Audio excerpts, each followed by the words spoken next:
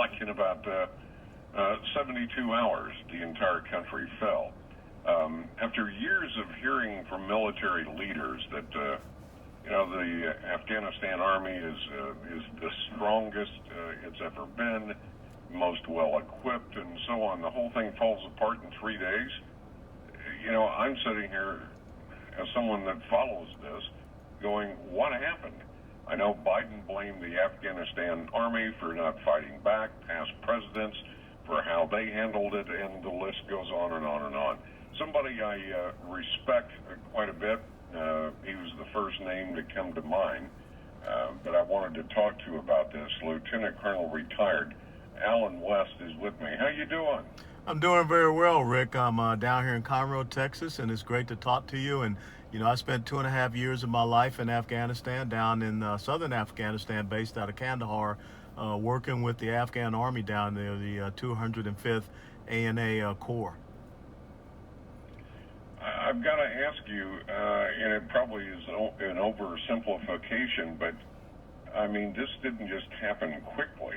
It was like as soon as we started withdrawing the troops, the Afghan army laid down their weapons and said, that's it. What happened from your perspective? Well, a couple of things happened. First and foremost, you have to know that the Taliban had a saying when we were over there, and that saying was that you may have watches, but we have the time, meaning that they were very patient. And I think that they always had a strategic perspective and goal, and they can't be trusted. They're an Islamic jihadist and terrorist organization, most savage and brutal.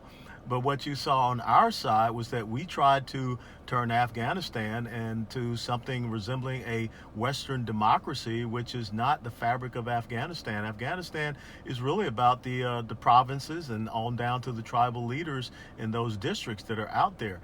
Kabul, yeah, it's a major city, but to say that Kabul is the capital of Afghanistan, there are many people in Afghanistan that couldn't tell you where Kabul is. It's just something as far away and distant to them as Washington, D.C. What we should have been doing is not so much focusing on the nation building, not so much focusing on implementing and instituting democratic institutions and principles and things of that nature. What we should have recognized is the nature by which the Afghans have always fought, and that's small unit tactics, but we tried to build them into an army very much so resembling ours, and that was one of the things that we struggled with them, trying to train them and understand, putting together operations, with people greater than about, 20, 25 guys. So for them to try to do an operation at quote unquote a battalion level, that was very much so a stretch. And of course, without them being able to have the intelligence that we can provide, have the air support that we can provide, some of the indirect fires that we can provide, they were not ready to step up in that point. So I think that what we should have done was develop more specialized commando type units, small strike operations type of units who could work hand in hand with our special operation forces to make sure that Afghanistan would never be a sanctuary to Islamic terrorists and jihadists. Unfortunately, 20 years later, Afghanistan is now a sanctuary for the exact same people that were responsible for 9/11. Would it be fair to say, talking with Lieutenant Colonel retired Alan West, would it be fair to say, I can't see, and I think it was upwards of 300,000 in the Afghan army, would it be fair to say they were trained, certainly, and well equipped, but under the tutelage, under the direction of American military? Were we sure that once we stepped out of the picture, they were able to take care of themselves? Well, I think it wasn't so much of us stepping out of the picture on the ground tactically, but for us to be able to provide the operational intelligence and the air support that is necessary to provide those combat multipliers that would give them confidence. And so again, I would tell you that if we maintain that type of strike operations task force over there with enough special operators or light infantry, attack helicopters, close air support like the A-10, or even some of these rotary wing type of close air support aircraft, that would have kept the Taliban at bay. The most important thing that we want to see happen in Afghanistan was that it would not ever become another a sanctuary once again for Islamic terrorists and jihadists. And I repeat, After 20 years, it has become that. And think about it. If we were sitting there in Europe, let's say 10 years after the conclusion of World War II, or even 20 years after the conclusion of World War II, and say, hey, that's it, we're out of here. We're going to, leave Germany. We're going to leave Japan, or even Korea. We're going to leave Korea. We still have 28,000 troops in Korea. Think what would have happened if you all of a sudden allow for the Soviet Union to expand. Think about what would have happened with North Korean expansion backed by China. So to say that we have never done anything like that before, that was a lie by Joe Biden. He should know better. Well, yeah, because I was sitting here, trying to take all this in. Didn't appear he owned any of this. None of it. As far as the chaos. None of it. As far as watching what's going on right now, I mean, it's too easy to say, well, I inherited a brokered deal. You don't have to be a Rhodes Scholar or even a well-respected military mind to say what you just said. We still have troops in Germany. We still have troops in Korea. And it's a safeguard. It's they're not fighting a war, but it's a safeguard. It's a deterrent. It's a deterrent. Exactly. Yeah. To put it in today's terms, I guess we still are requiring mask wearing in Korea and Germany. But if you look at this, what could Biden have done differently? I mean, I can name a few names, but you're the military expert on the air at the moment. What could he have done differently other than what you just said? Well, I find it the hypocrisy of him saying that he had no other recourse. That's a false choice. But then for him to come in and say that he was left with a brokered deal, well, he was also left with a very secure border, but somehow he found a way to screw that up too. And so he has done the exact same thing here with the situation in Afghanistan. He could have found the will himself to say, look, I got to think long term. When we have an open border right now, and we know that we have people from over 160 different countries coming across the border in Texas, I don't think now is a good time to allow for the reestablishment of an Islamic jihadist terrorist sanctuary. And oh, by the way, we thought that pulling troops out of Iraq would have been a good thing when I was the vice president, and look how that ended up. So I don't want to repeat the mistakes that I watched Barack Obama make, which gave rise to ISIS, and I think we all remember their caliphate and what happened with the wanton destruction, the murder, the executions, the videos that we saw.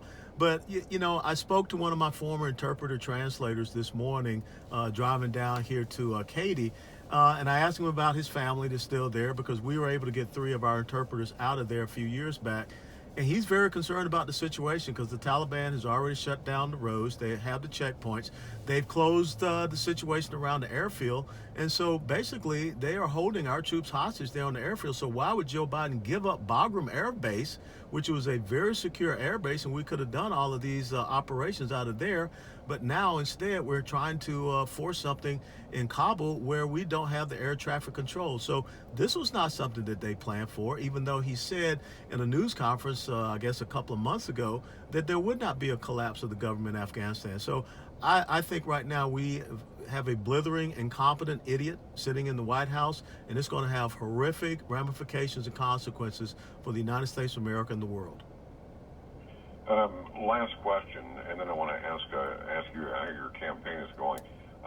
I opened the show today with several reasons why I believe this, but I believe Biden's presidency collapsed right along with Afghanistan.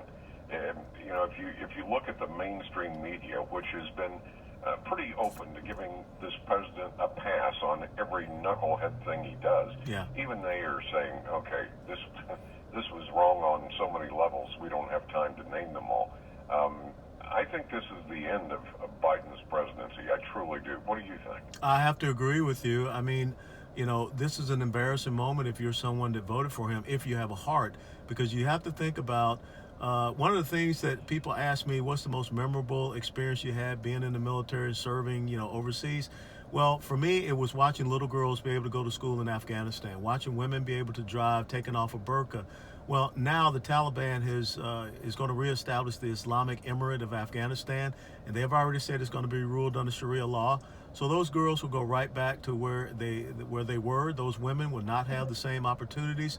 And I think that Joe Biden has embarrassed this nation, has embarrassed the Democrat Party. Those people saying that this is not like Vietnam are delusional, and it's going to, again, like I said, have long-term ramifications for us. And so you can talk about inflation, you can talk about economic policy, you can talk about the border, but this is something that everyone will remember, because on the 20th anniversary of 9/11, the Taliban is going to do something quite spectacular to embarrass the United States of America on that day. Talking with Lieutenant Colonel retired Alan West.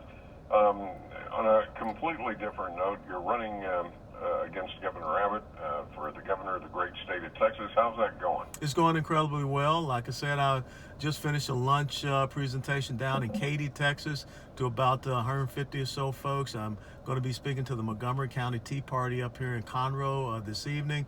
So we stay busy and we stay on top of the issues. And it's not about running against Governor Abbott. It's about running for Texas. And I am very concerned when now we have reestablished a terrorist sanctuary in Afghanistan, that we have an open border and we have a governor that's not doing anything to secure that border. And I repeat again, we have apprehended people from nearly 160 different countries illegally crossing into the state of Texas. And we know that some of those individuals have been on a terrorist watch list. Alan West, it is always a pleasure, and please stay in touch with me. Let me know how the campaign's going. Will you, sir? Absolutely, Rick. Thanks for having me on. All right. Appreciate it very much. Lieutenant Colonel Alan West will step